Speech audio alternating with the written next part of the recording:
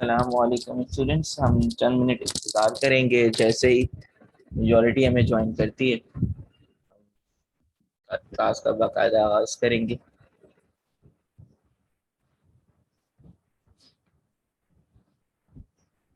मैं फ़िलहाल आप सबके माइक्स को म्यूट कर रहा हूँ।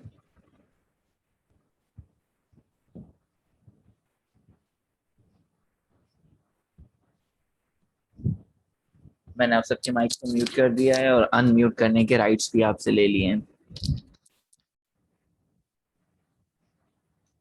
चले अब जब तक बाकी हमें ज्वाइन करते हैं, मैं आपको एजेंडा बता देता हूँ कि आज की क्लास के अंदर हमें मेनली क्या करना है और क्यों आपको मैंने इस टाइम पर जहमत दी है। बेटा क्लास, ये आज की क्लास हाईली इम्पोर्टेंट है। रीज़न उसकी ये है कि आज की क्लास के अंदर ना सिर्फ हम आपके जो इश्यूज हैं वो डिस्कस करेंगे और साथ ही साथ आपको पेपर के हवाले से मैं गाइड करूँगा कि पेपर में किस तरह के क्वेश्चंस हैं और उसको तैयार करने के लिए आपको चीज़ों को किस तरह से रिवाइज करना। तो आज हम फोकस करेंगे पेपर के ऊपर कि पेपर में अटेम्प्ट करते हुए चीज़ों को या पेपर की तैयारी करते हुए आपने किस किस तरह से और किन किन चीज़ों को एड्रेस करना है। मीनवाइल हमारी जो सीआर हैं जवेरिया नईम, यस सर।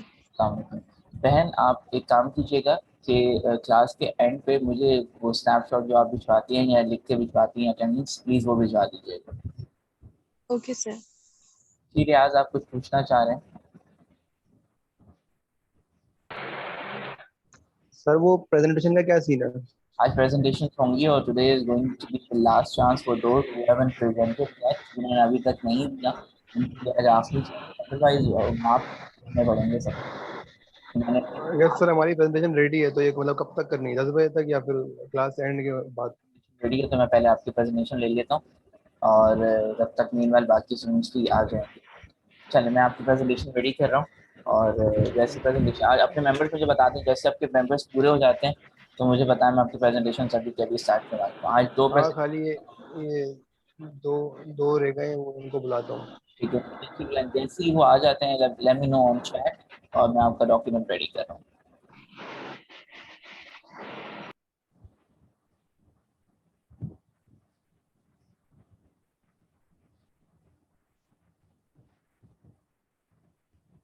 ठीक है, मैं आपसे स्क्रीन भी थोड़ी देर में शेयर करता हूँ। मैं पहले चीज़ें डॉक्यूमेंट्स वगैरह रेडी कर लूँ।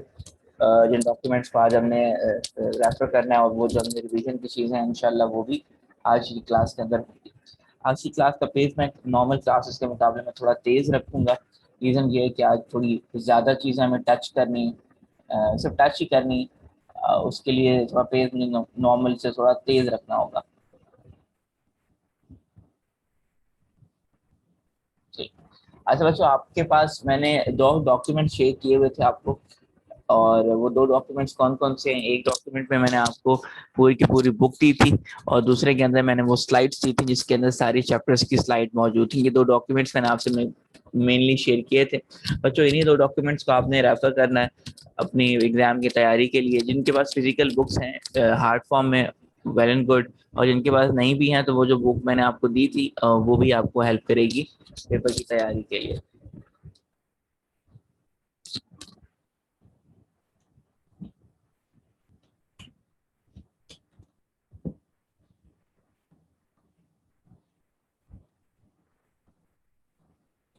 मैं स्क्रीन शेयर करवा रहा हूँ और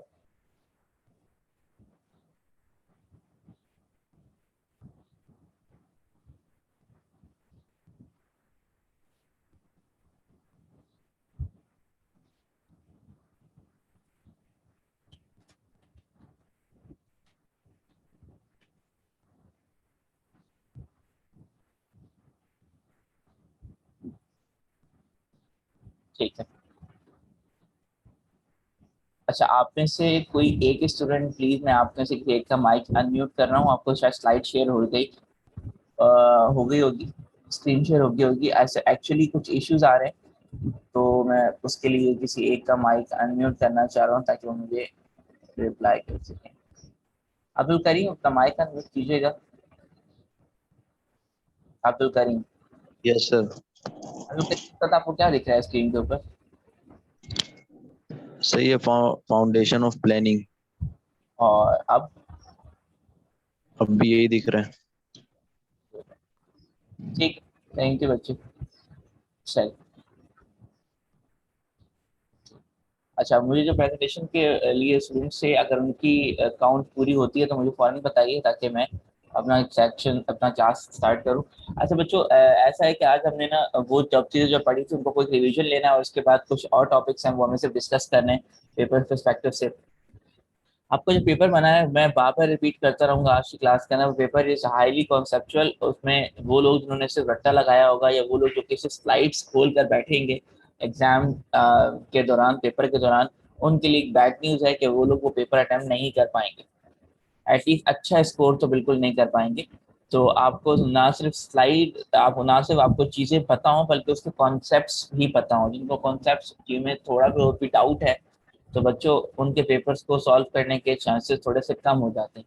तो आपको अच्छे तरीके से पेपर्स को समझना है, और कॉन्सेप्चुअल पेपर है इंशाल्लाह, डिस्कशन बेस है, केस स्टडीज बेस है। तो आपको ठीक ठाक किस्म की तैयारी करनी पड़ेगी, तो ही आप अच्छे तरीके से मार्क्स ले पाएंगे। अच्छा, तैयारी में क्या क्या चीज़ें आएंगी, जो चीज़ें हम डिस्कस करें। लेट्स सपोज अभी मैं एक टॉपिक खोल लेता हूँ कोई, यस, प्लानिंग। तो सवाल कभी ये नहीं आएगा कि प्लानिंग की डेफिनेशन दो, बिकॉज वो तो आपको यहाँ से मिल जाएगी, आपने कॉपी करना है, वहाँ पेस्ट कर देना है।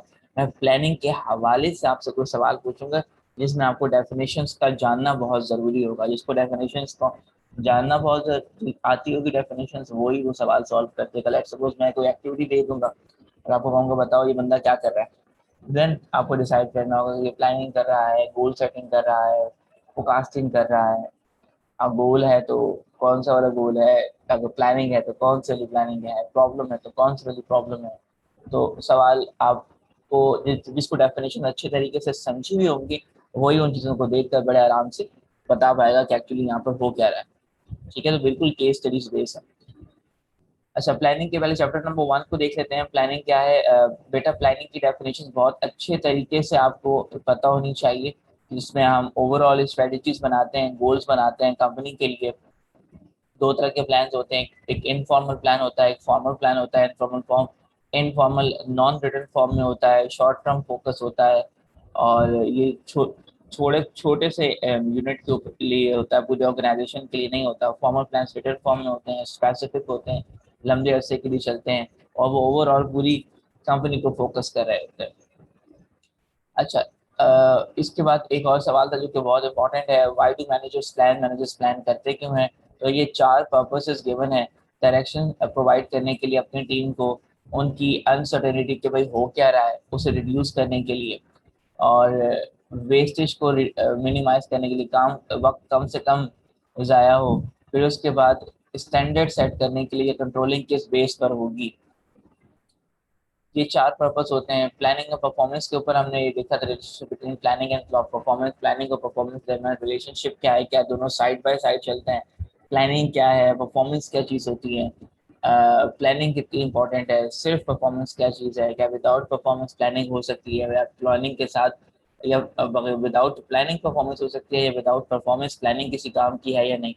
ये वो सारे सवाल आते हैं जो मैं पूछ सकता हूँ एग्जाम के अंदर। तो आपको इन्हीं एंगल से चीज़ों को, एक एक स्लाइड को देखना है कि किस तरह से सवाल को पूछा जा सकता है। कॉन्सेप्ट्स, ये अल्हम्दुलिल्लाह ये वो स्लाइड्स हैं जो हमने ना सिर्फ पढ़ी थी, बल्कि मैंने आप लोगों को क्लास में ऑनलाइन लेक्चर्स में इन्वॉल्व भी किया था, आपको एक्सरसाइजेस भी करवाएंगी। बट एग्जाम से पहले आकर एक दफ़ा तंबीह करना ज़रूरी समझूंगा मैं, और वो ये है कि बच्चों उसको एक दफ़ा ठीक ठाक अच्छे तरीके से देख लीजिएगा। सिर्फ उसे स्लाइड्स का सामने होना आपको एग्जाम क्लियर नहीं करवाएगा, हम टेलिंग यू। सिर्फ उसे एग्जाम, आपके पास स्लाइड्स मौजूद हैं और आप स्लाइड्स देख के पेपर नहीं कर पाएंगे। पेपर करने के लिए आपको कॉन्सेप्ट्स का ठीक ठाक तरीके से समझ होना बहुत ज़रूरी है। अच्छा, इसके बाद हाउ डू मैनेजर्स प्लान कहते कैसे हैं? तो उससे पहले हमने 2 एलिमेंट्स देखे थे कि प्लान के अंदर गोल्स होते हैं और प्लान्स होते हैं। गोल्स क्या चीज़ होती हैं? गोल्स वो डिजायर आउटकम्स होते हैं जो एक इंडिविजुअल, ग्रुप या ऑर्गेनाइजेशन चाह रही होती है कि हम इस तरीके से ये यहाँ पहुँच जाएं। प्लान वो डॉक्यूमेंट होता है जो इन गोल्स को अचीव करने के लिए रास्ता होता है। हम बताते हैं कि ये गोल्स हमारे ये हैं, पहुँचने का तरीका ये होगा, और ये पहुँचने का तरीका वो वही हमारा प्लान। तीन तरह के चार तरह के हमने चार तरह के हमने गोल्स पढ़े थे। Financial goals, strategic goals. Financial goals वो होते हैं जो आपके इंटरनल फाइनेंशियल परफॉर्मेंस को मेजर करने के लिए होते हैं कि यार इतना कमा लूँ, इतने पैसे बना लूँ, ये हमारे फाइनेंशियल गोल्स है। स्ट्रेटेजिक गोल्स वो होते हैं जो आपको ये बताता है, जो कि पैसों के एतबार से नहीं होते बल्कि फर्म की परफॉर्मेंस के हवाले से होता है कि परफॉर्मेंस के एतबार से मैं कंपनी को यहाँ लेके चला जाऊँगा। ये स्ट्रेटेजिक प्लान्स होते हैं। फिर उसके बाद स्टेटेड प्लान्स और versus real plans. Stated plans वो होते हैं जो कि कहे जाते हैं, और रियल प्लान्स वो जो एक्चुअल प्लान्स होते हैं। तो कहने में और एक्चुअल होने में फ़र्क होता है। और वो उसकी रीज़न मैंने ये बताई थी कि बताए जो लोगों को दिखाया जाता है वो एक अलग चीज़ होती है, लेकिन एक्चुअल जो प्लान्स होते हैं जो रियल टीम मेंबर से शेयर किए जाते हैं वो डिफरेंट होते हैं। अच्छा, इसके बाद stated goals of large global companies. ये वो गोल्स हैं जो कि इन्होंने लोगों तक पहुंचाए थे। मैंने यहाँ पे 6 एग्जाम्पल हमारी स्लाइड मौजूद थी, बट इस स्लाइड को बढ़ाते हुए मैंने आपको ये कहा था कि आप रियल जो कंपनीज हैं उनके स्टेटेड गोल्स भी देख लीजिएगा, क्योंकि ये स्लाइड्स बहुत पुरानी हैं और ये बैक इन 2007 है। हमारे पास यही वर्जन अवेलेबल था, तो कॉन्सेप्ट तो चेंज नहीं हुए, बट केस स्टडी एग्जाम्पल्स के लिए हमें गूगल का सहारा लेना पड़ेगा। अगर आप स्टेटेड गोल्स की कुछ एग्जाम्पल्स देखना चाहते हैं तो आप गूगल कीजिएगा, इंशाल्लाह आपको वहाँ पर जो अभी कंपनीज काम कर रही हैं, जो अब लीड कर रही हैं, उनके स्टेटेड गोल्स आपको वहाँ मिल जाएंगे।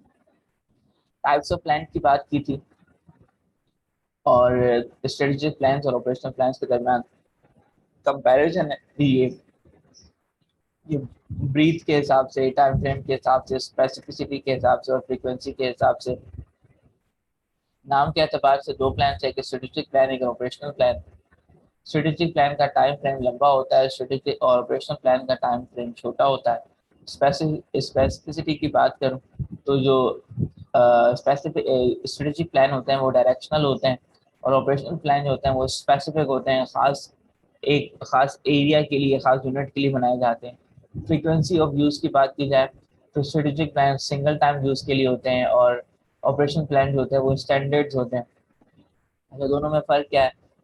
इससे ऑपरेशन प्लान्स आपको रूल्स एंड रेगुलेशंस बताते हैं कि चीज़ ऐसे होनी चाहिए, और वही चीज़ हमने ऊपर पढ़ी स्लाइड के अंदर, वही चीज़ यहाँ पर वर्ड्स में मौजूद है। मैं तेज चाह रहा हूँ बच्चों कि ये चीज़ें सब हमने पढ़ी हुई हैं। अच्छा, टाइप्स ऑफ प्लान की बात करते हैं तो long term plan, short term plans, directional plans हमने ये देखे थे। ये हमारे पास एग्जाम्पल थी जो कि जिसने बहुत तरीके से क्लियर कर दिया था कि एक्चुअली ऑपरेशन प्लान्स और डायरेक्शनल, स्पेसिफिक और डायरेक्शनल प्लान में फ़र्क क्या होता है। ये दो हमारे पास डायग्राम से, डायरेक्शन प्लान सिर्फ डायरेक्शन बताती है कि यहाँ से लेकर यहाँ तक पहुँचना है, लेकिन स्पेसिफिक प्लान है वो एग्जैक्टली टाइम रूट भी बताता है कि कैसे आपने पहुँचना है, थोड़ा सा डिटेल होता है। इससे पीछे एक स्लाइड है, types of plan, long term plan, short term plan, specific plan और डायरेक्शनल प्लान। बेटा इसको बहुत अच्छे तरीके से देखिएगा। अच्छा, आगे जाते हैं। हमारे पास सिंगल यूज प्लान और standing plan. Single use plan वो होते हैं जो एक दफ़ा इस्तेमाल होते हैं, स्टैंडिंग प्लान होते हैं जो ऑन गोइंग लंबे अरसे तक चलते रहते हैं हमारे साथ। Establishing goals and developing plans। Traditional goal setting में मैंने ये स्लाइड आपको बड़े अच्छे तरीके से प्रैक्टिस करवाई थी कि ट्रेडिशनल गोल सेटिंग किस तरीके से की जाती है, बिग पिक्चर देखी जा रही होती है। फिर उसके बाद मैंने ये बताया था कि एक पैरामिड होता है, ये ऑर्गेनाइजेशनल मैनेजरियल पैरामिड्स हैं। ये टॉप मैनेजमेंट तो कम तादाद में होते हैं, फिर डिवीजन मैनेजर उससे बड़े होते हैं, जैसे मिडिल लाइन मैनेजर्स भी कहते हैं, फिर डिपार्टमेंटल मैनेजर जिसे फर्स्ट लाइन मैनेजर्स कहा जाता है, फिर इंडिविजुअल एम्प्लॉयज एंड ऑब्जेक्टिव जो कि नॉन मैनेजर स्टाफ होते हैं, जो कि सबसे ज़्यादा तादाद में होते हैं ऑर्गेनाइजेशन के अंदर। जब प्लान ट्रांसफ़र होता है अपवर्ड से डाउनवर्ड, ऊपर से यहाँ जो प्लान लोग कर रहे हैं वो जब नीचे प्लान पहुँचाते हैं तो उसमें एक से दूसरे, दूसरे से तीसरे को बताते हुए, समझाते हुए कई बार मिसअंडरस्टैंडिंग के चांसेस रहते हैं। तो अमूमन ये देखा गया है कि जब प्लान किया जाता है तो वो कुछ और होता है, लेकिन जब नीचे तक लोगों तक पहुँचते तो हर बंदा अपनी सोच, समझ और अकल के मुताबिक उस प्लान की मीनिंग या मायने निकालता है। जब मायने निकलना शुरू होते हैं, इंटरप्रिटेशन होना शुरू होती हैं, तो उस वक्त में मायने बदल जाते हैं। जैसे we need to improve the company's performance. Top management ने कहा कि हमें कंपनी की परफॉर्मेंस बेहतर करनी है। टॉप मैनेजमेंट पूरी कंपनी को देखती है, इनका कंसर्न पूरी कंपनी नहीं होती है, तो उन्होंने कहा हमें ओवरऑल कंपनी की परफॉर्मेंस बेहतर करनी है। ये आया टॉप मैनेजमेंट की तरफ से इन्फॉर्मेशन। अच्छा, याद रखिएगा हर मैनेजरियल लेवल पर मैनेजमेंट स्टाइल डिफरेंट होता है। जैसे जो फर्स्ट टाइम मैनेजर्स होते हैं जिन्होंने नॉन मैनेजरियल स्टाफ से काम करता है, वो देखा गया है कि वो थोड़े से सख्त तबीयत के होते हैं, क्योंकि उन्हें लोगों से काम करवाना है तो सख्ती भी करवानी पड़ेगी। टॉप लेवल मैनेजर्स होते हैं जो पूरी कंपनी को लीड कर रहे होते हैं वो थोड़े नरम तबीयत के होते हैं, वो ऑप्टिमिस्टिक होते हैं, थोड़ा सा पॉजिटिव एटीट्यूड के होते हैं, लीडर होते हैं, वो मोटिवेट करते रहते हैं, वो मोटिवेशन पे ज़्यादा फोकस करते हैं कि मोटिवेटेड हो गए तो उनका विजन बिल्कुल डिफरेंट होता है। जबकि फर्स्ट लाइन मैनेजर कहते हैं कि भाई काम नहीं हो रहा तो जबरदस्ती काम करवाओ, काम करके देना है भाई, काम एक प्रोडक्शन करेंगे तो सेल होगी ना आगे। तो उनका एटीट्यूड डिफरेंट होता है। जो डिवीजन मैनेजर, जो मिडिल लेवल मैनेजर होते हैं वो बिल्कुल पीछे के होते हैं, वो ना ज़्यादा सख्त होते हैं ना ज़्यादा नरम होते हैं, ना ही ज़्यादा मोटिवेशन के कायल होते हैं वो, लेकिन सिर्फ मोटिवेशन पे बेस नहीं करते टॉप लेवल मैनेजर्स की तरफ, और सख्ती के भी कायल होते हैं लेकिन सिर्फ फर्स्ट लाइन मैनेजर्स की तरफ बहुत ज़्यादा सख्ती नहीं करते, वो दरमियान दरमियान मीडियोकर अप्रोच होती है उनकी। तो टॉप लेवल मैनेजर्स ने कहा कि हमें ओवरऑल कंपनी की परफॉर्मेंस को बेहतर करना है। फर्स्ट लाइन मैनेजर्स, ये जो मिडिल लाइन मैनेजर्स हैं जो पूरी कंपनी के लिए जवाब दें, नहीं अपने डिवीजन के लिए जवाब दें, इन्होंने क्या किया, इन्होंने इसको ऐसे ऐसे एक्सप्लेन किया, I want to see the significant improvement in the division's performance. इन्होंने बात की थी परफॉर्मेंस कंपनी की हवाले से बेहतर हो, और इन्होंने कहा कि मुझे सिर्फ अपने डिपार्टमेंट की स्पेसिफिकली डिवीजन की परफॉर्मेंस को या प्रॉफिट को बेहतर करना है। अच्छा, ऊपर जो आप देख रहे हैं इसके अंदर गुस्सा नहीं है या सख्ती नहीं है, नीचे वाले में सख्ती आ गई, आई वांट टू सी, मुझे देखना है जो स्पेसिफिक इंप्रूवमेंट। अप्रोच थोड़ी चेंज हुई, वहाँ पे कंपनी लेवल था, यहाँ पे डिवीजन लेवल है, वहाँ पर थोड़ी सॉफ्टनेस है, यहाँ पर थोड़ी सॉफ्टनेस बल्कि थोड़ी सी सख्ती दिखने को मिल रही है दोनों के अंदर। तो ये बात जब इस तरह से पहुंचेगी मिडिल लेवल मैनेजर्स के पास सख्ती के साथ, मुझे चाहिए डिवीजन के प्रॉफिट्स में इम्प्रूवमेंट चाहिए, उसमें इजाफा चाहिए मुझे, जब ये बात फर्स्ट लाइन मैनेजर्स तक पहुंचेगी, इन्होंने क्या है, इंक्रीज द प्रॉफिट रिगार्डलेस, इन्होंने कहा भाई ऊपर से कहा गया है मुझे डिवीजन के प्रॉफिट्स में इजाफा चाहिए। जब ये डिपार्टमेंट के मैनेजर्स तक बात पहुंची तो उन्होंने कहा भाई कुछ भी करो, मुझे बस प्रॉफिट में इजाफा चाहिए। ये इस तरह से फर्स्ट लाइन मैनेजर्स ने इस बात को इंटरप्रेट किया कि भाई इम्प्रूवमेंट चाहिए रिगार्डलेस, कैसे भी आए, रिगार्डलेस ऑफ द मीन। अब ये बात जब पहुंची इंडिविजुअल्स तक, तो इंडिविजुअल्स को तो फिर वो देखो फर्स्ट लाइन मैनेजर फिर भी जिम्मेदार हैं और नॉन मैनेजरियल स्टाफ के, लेकिन जो इंडिविजुअल एम्प्लॉइज हैं वो किसी के लिए जवाबदेह है ही नहीं। तो उन्होंने क्या इंटरप्रेट किया, उन्होंने कहा कि don't worry about the quality, just work fast. उन्होंने कहा भाई वो तेज तेज काम करो, क्वालिटी को भूल जाओ। अब देखो ये इंटरप्रिटेशन शुरुआत कहाँ से हुई थी कि we need to improve company's performance, और खत्म का हो रही है कि तेज तेज काम करो और क्वालिटी को भूल जाओ। अब जब ऑब्जेक्टिव था कि कंपनी की परफॉर्मेंस बेहतर हो, तो जब क्वालिटी को आप नहीं ध्यान में रखेंगे तो कंपनी की परफॉर्मेंस डेफिनेटली इंप्रूव नहीं होगी, कंपनी के प्राइवेट मार्केट में खराब होना शुरू हो जाएगा। तो कई बार डाउनवर्ड जब ट्रैवल करता है कोई गोल सेटिंग, तो ट्रेडिशनली इस तरह के मसाइल देखने को मिलते हैं। अच्छा चलो, हमारे पास पार्टिसिपेंट्स रेडी हो चुके हैं प्रेजेंटेशन के लिए। मैं यहाँ 1 मिनट के लिए रोकता हूँ, आप लोगों के डॉक्यूमेंट्स भी रेडी कर लेता हूँ। जैसे ही आप लोगों की स्लाइड्स रेडी होती हैं मैं प्रेजेंटेशन आपका स्टार्ट करता हूँ, मुझे बस 30 सेकेंड्स का टाइम दीजिएगा।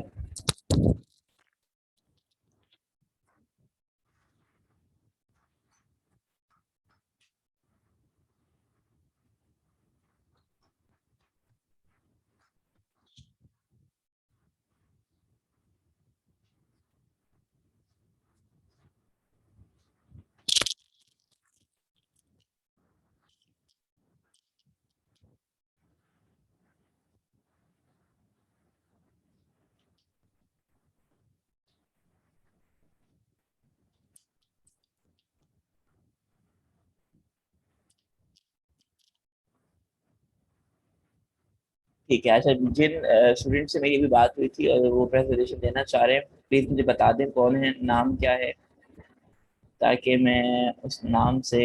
अच्छा ठीक है, मुझे एक प्रेजेंटेशन मिली है फंक्शंस ऑफ प्लानिंग के हवाले से, और मैं अब मुझे याद पड़ता है कि एक और स्टूडेंट भी थे, जो कि 2 स्टूडेंट्स का ग्रुप था और वो भी प्रेजेंटेशन देना चाह रहे थे, मोहम्मद रिजवान। ठीक है,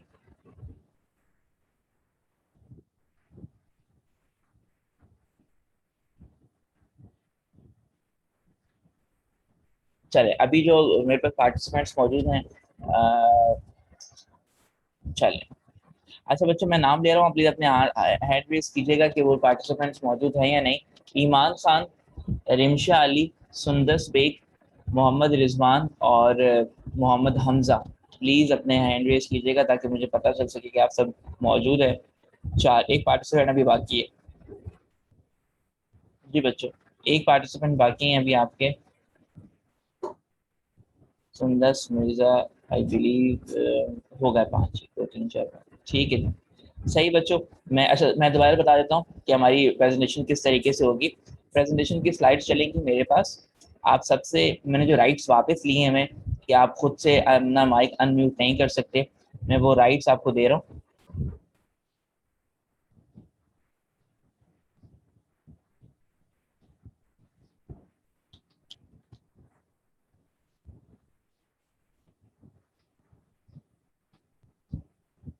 और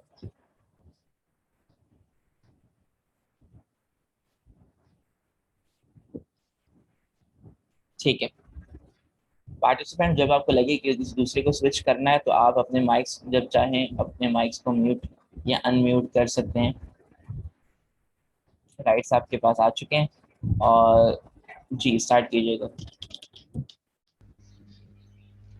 अपना नाम बताइएगा और फिर शुरू कीजिएगा। Make it short. सर अस्सलाम वालेकुम, मैं अमन खान। वालेकुम सलाम, शुरू कीजिएगा। सर हमारा टॉपिक फंक्शन ऑफ प्लानिंग है। ठीक है, सर आप नेक्स्ट स्लाइड करें। Yes sir. First we need to understand what is planning, a primary managerial activity that involves defining the organization goal. Planning define करती है किसी भी ऑर्गेनाइजेशन के गोल को, के ऑर्गेनाइजेशन का ऑब्जेक्टिव या मकसद क्या है। Establishing an overall strategy for achieving दूस गोल को अचीव करने के लिए स्ट्रेटजी बनाते हैं। और जो प्लानिंग है वो ऑर्गेनाइजेशन के रोजमर्रा के कामों में भी काफ़ी हद तक हेल्प करती है। Types of planning. प्लानिंग की 2 टाइप्स होती हैं, फॉर्मल प्लानिंग और इनफॉर्मल प्लानिंग। तो जो फॉर्मल प्लानिंग है उसमें रिटन होता है, गोल जो स्पेसिफिक होता है और प्लानिंग स्पेसिफिक होती है और लॉन्ग टर्म पर फोकस होता है। और जो इनफॉर्मल प्लानिंग है वो रिटन नहीं होती और शॉर्ट टर्म पर फोकस होता है उसमें। सर नेक्स्ट स्लाइड करें। So why do managers plan. Managers plan करते क्यों है? तो पर्पस ऑफ प्लानिंग है, प्लानिंग डायरेक्शन देती है हमें अपने गोल की तरफ कैसे जाना है। नंबर 2, प्लानिंग अनसर्टेनिटी के लेवल को कम करती है। नंबर 3, प्लानिंग की हेल्प से वक्त और रिसोर्सेज का वेस्ट होना कम हो जाता है। और sets the standard for controlling, यानी अपनी परफॉर्मेंस को चेक करना कि जैसे हमने प्लान किया था हमारी परफॉर्मेंस उस हिसाब से कैसी है। अगर हमें कोई कमी नजर आती है तो फिर हम उसे दोबारा से परफॉर्म करते हैं। सर मेरे बाद अब सुंदस बताइए। ठीक है। Thank you sir. अस्सलाम वालेकुम, मैं सुंदस। जी शुरू कीजिएगा। सर प्लानिंग और परफॉर्मेंस के बीच में आपस में रिलेशन पैरेलल होता है। अगर प्लानिंग थोड़ी कम अच्छी होगी लेकिन परफॉर्मेंस हम ज्यादा अच्छी करेंगे तो हमें इजी हो जाएगा गोल अचीव करने में। तो इसके फर्स्ट पॉइंट में ये है कि फॉर्मल प्लानिंग हाई प्रॉफिट और हाई गोल अटेन करने के लिए होती है। फिर सेकंड में ये है कि वही बात है कि अगर प्लानिंग इतनी अच्छी नहीं होगी लेकिन परफॉर्मेंस ज्यादा अच्छी होगी तो हम इजीली अपना गोल अच्छे से अचीव कर सकते हैं। और थर्ड में ये है कि एक्सटर्नल एनवायरनमेंट हमारे प्लानिंग को प्रॉपर परफॉर्मेंस पे इम्पेक्ट नहीं होने देता। लाइक जैसे हमने सोचा कि हम अपना एक आउटलेट खोलेंगे लेकिन जो हमारा पुराना आउटलेट था वही कोविड की वजह से नहीं चल पा रहा, तो हमारी मतलब जो हमने सोचा वो हम कर तो नहीं पा रहे ना। शाबाश। फिर लास्ट में ये है कि फॉर्मल प्लानिंग लॉन्ग टाइम के लिए होती है। Sir next slide.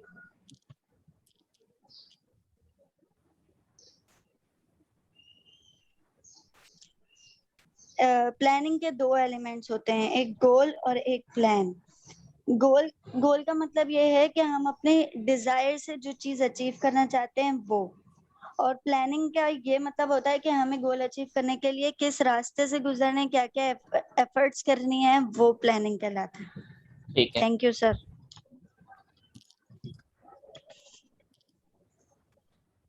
अस्सलाम वालेकुम, वालेकुम। मेरा नाम रमशा और मेरा टॉपिक है types of goal. Financial goal number 1।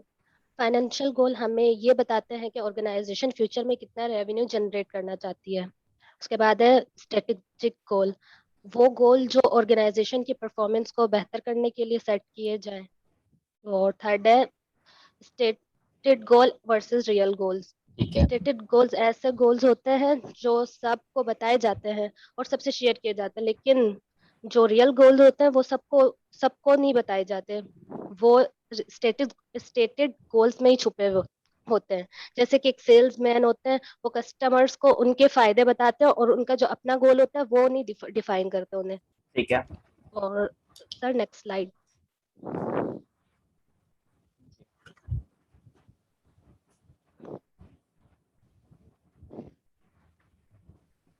Types of planning.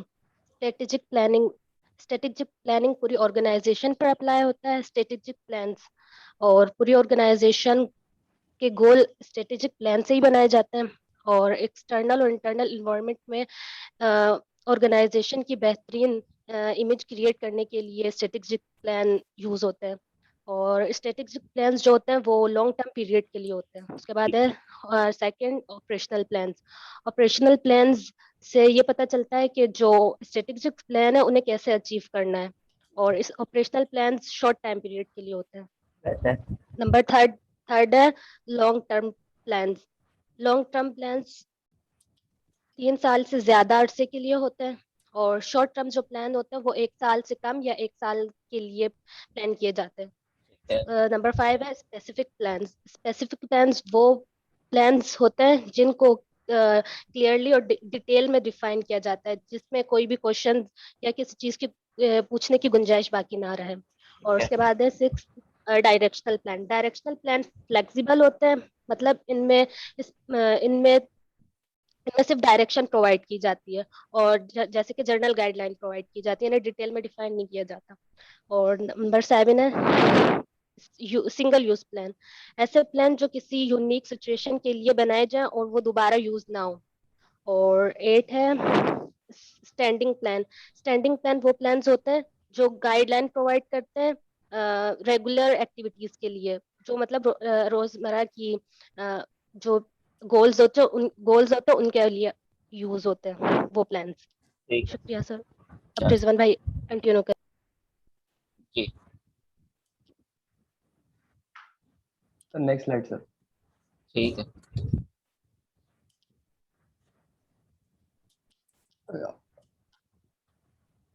जी। अस्सलाम वालेकुम। जो मेरा टॉपिक है वो है एमबी मेरा जो टॉपिक है वो है एमबीओ मैनेजमेंट बाय ऑर्गेनाइजेशन। इसके अंदर जो है हम लोग ये बात करते हैं कि जो ऑर्गेनाइजेशन है उसके आपस के जो अंदर मैनेजमेंट में गोल सेट किए जाते हैं, मैनेजमेंट बाय ऑब्जेक्टिव्स। यार मैं क्या पढ़ रहा हूँ। एमबीओ की जो दूसरा नाम है वो है performance result individual development evolution, जिसको हम कहते हैं प्राइड। एमबीओ की बेसिकली मीनिंग ये है setting goals for all managerial activities, जो कि जिसे कहा जाता है एमबीओ कहा जाता है। जब जिसमें भी आप सारी जो मैनेजरियल एक्टिविटीज है उसके लिए आप गोल जो सेट करोगे तो उसको एमबीओ कहा जाएगा। पीटर एफ डकर ने जो है इसकी एक सिंपल सी एक डेफिनेशन दी है कि MBO is regarded as a system for improving performance, जिसमें आप जो है ना सिस्टम को इम्प्रूव करते हो और ये इंडिविजुअल से लेकर पूरे इंटरप्राइज तक को फायदा पहुंचाता है, पूरे कॉर्पोरेट को, पूरे डिपार्टमेंट को, हर लेवल के मैनेजमेंट को लेवल को फायदा पहुंचाता है। ये क्योंकि एमबीओ जो है ये ऑब्जेक्टिव्स के थ्रू काम कर रहा होता है, तो आप जी। मोहम्मद रिजवान, हम आपको सुन नहीं पा रहे। मेरा माइक खुला हुआ तो है, बात कीजिए। आवाज आ रही है? अब आ रही है। हाँ। एमबीओ में जो है ये, हाँ, एमबीओ में जो है स्पेसिफिक गोल सेट किए हुए होते हैं जितने भी इंडिविजुअल होते हैं कि भाई सबके लिए अपर मैनेजमेंट से लेकर लोअर मैनेजमेंट तक सबके लिए इंडिविजुअल गोल सेलेक्ट किए हुए होते हैं और उसमें इन दोनों का आपस में मिलकर काम करना लाजमी है, सुपीरियर से लेकर सबऑर्डिनेट तक का। क्योंकि अगर इनके बीच में आपस में मतभेद होगी, कोई इनके ताल्लुकात खराब होंगे, तो ये एमबीओ जो है काम नहीं कर पाएगा। दूसरा ये कि हर एम्प्लॉय जो है ना इसके अंदर अपना हिस्सा भी रखेगा और अपने बारे में सोचेगा और पूरे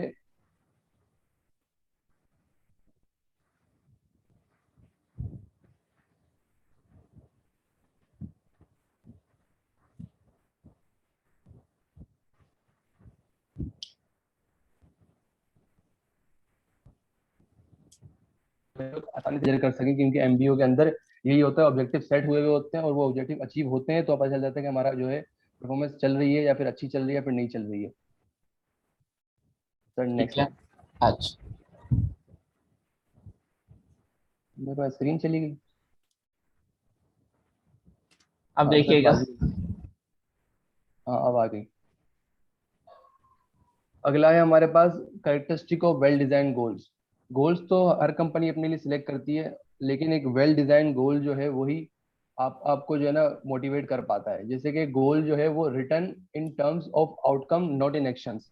अगर रिटर्न जो गोल जो आपने लिखे हुए हैं वो आउटकम के उसमें होने चाहिए, एक्शन के उसके अंदर नहीं होने चाहिए कि भाई हमें ये करना है या फिर हम इसको किस तरह अचीव करेंगे, हमें आउटकम क्या करना है। जिस तरह टेस्ला कंपनी ने जब शुरुआत में आई थी, एलन मस्क भैया, उन्होंने बोला था कि हम लोग को इलेक्ट्रिक कार बनानी है, कैसे बनानी है, कब क्या होगा, कैसे होगा वो नहीं पता था, लेकिन उसको आउटकम पता था, भाई हमें इलेक्ट्रिक कार बनानी है। नंबर टू, जो हमारे पास वेल डिजाइन गोल है वो मेजरेबल और क्वांटिफाइबल होता है। मतलब हमें पता होता है कि यार हमें हमारी सेल्स को इस तरह से कितना कितना हमें बढ़ाना है, 10%, 20%, 50%, 100%। अगर हम बोलेंगे बस बढ़ाना है तो कितना बढ़ाना है। अगर सेल डबल भी हो गई है, वो बोल रहा है कि भाई अब हमें और भी बढ़ाना है, तो यार भाई एक मेजरेबल कोई क्वांटिटी बता दो कि हमें कितना इसको काम बढ़ाना है। अगला है हमारे पास कि टाइम फ्रेम क्लियर होना चाहिए कि भाई हमें 1 महीने के अंदर इस काम को अचीव करना है, 2 महीने के अंदर, 1 साल के अंदर। अगर टाइम फ्रेम अचीव नहीं है और आपने फॉर एग्जाम्पल सेल्स तो आपने बढ़ा ली, 100% बढ़ा ली, पर आपने 10 साल में बढ़ाई है, तो फायदा कुछ नहीं हुआ आपके गोल का, शाबाश, क्योंकि आपका गुड टाइम फ्रेम सेट नहीं। गुड। अगला है challenging and attainable.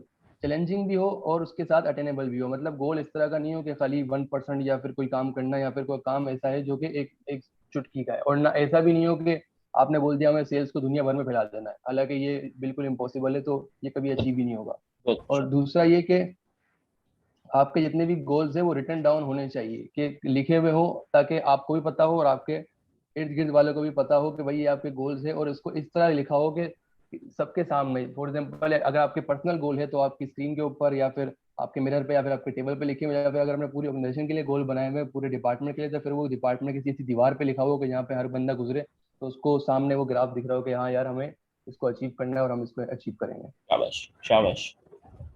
Next sir Hamza आएगा। मेरा नाम मोहम्मद हमजा है। टॉपिक है डेवलपिंग प्लान्स के हवाले से। तो डेवलपिंग प्लान्स में सबसे पहले strategic plans at higher level. Strategic plans जो होते हैं वो हायर लेवल पे बनते हैं, जबकि ऑपरेशनल प्लान्स जो होते हैं वो लोअर लेवल पे होते हैं। फिर उसका है डिग्री ऑफ एनवायरमेंट अनसर्टेनिटी। तो जब प्लान्स होते हैं तो उसमें हर हमेशा अनसर्टेनिटी रहती है, एनवायरमेंटल अनसर्टेनिटी हमेशा रहती है। उसके लिए तैयार रहना चाहिए और उसको अपनी स्टैंड बनाना चाहिए। जैसे कोविड आ गया तो अनसर्टेनिटी थी इन्वायरमेंट, वो किसी की इंडिविजुअल गलती नहीं थी। तो फिर कुछ फूड कंपनियां थी जिन्होंने काफी ग्रो किया इस एनवायरनमेंट में भी। ठीक फिर है। उसके बाद लेंथ ऑफ फ्यूचर कमिटमेंट। तो फ्यूचर की लेंथ भी कोई या बहुत ज्यादा लंबी नहीं होनी चाहिए, बहुत ज्यादा शॉर्ट नहीं होनी चाहिए कमिटमेंट के हिसाब से। जैसे कि आपने 10 साल की कमिटमेंट दे दी और फ्यूचर का जो प्लान बनाया वो आपने 5 साल का बनाया, या 3 साल का प्लान बना, 3 साल की कमिटमेंट कर दी और 5 साल का प्लान बना दिया, तो ये फिर इनएफिशिएंट हो जाएगा और इनइफेक्टिव हो जाएगा। ठीक है। और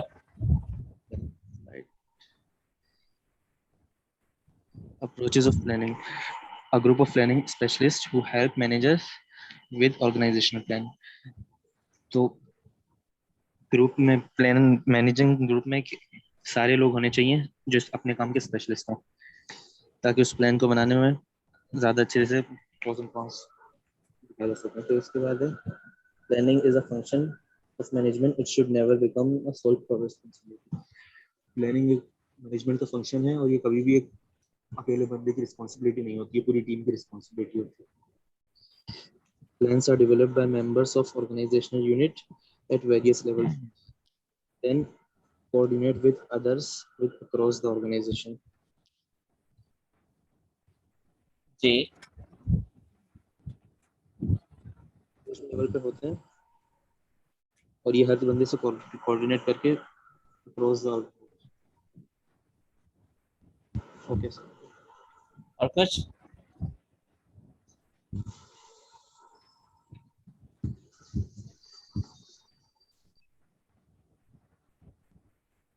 Approaches to plan.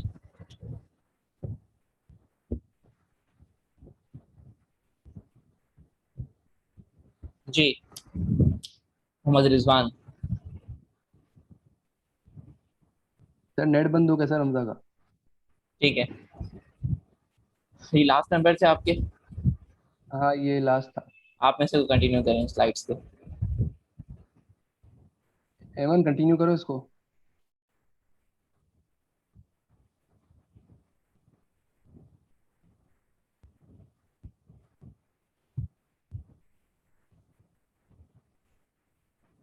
चलो मैं यहाँ पर रोक रहा हूँ, आई बिलीव वो भी शायद तैयार नहीं है। ठीक है, अच्छा बच्चों, आप लोगों की स्लाइड से पहले पहले मैं एक छोटा सा रिव्यू दे दूं आपको, और ये शायद आप लोगों के लिए जर्नल रहेगा, आपको दूसरे सब्जेक्ट्स में भी हेल्प आउट करेगा।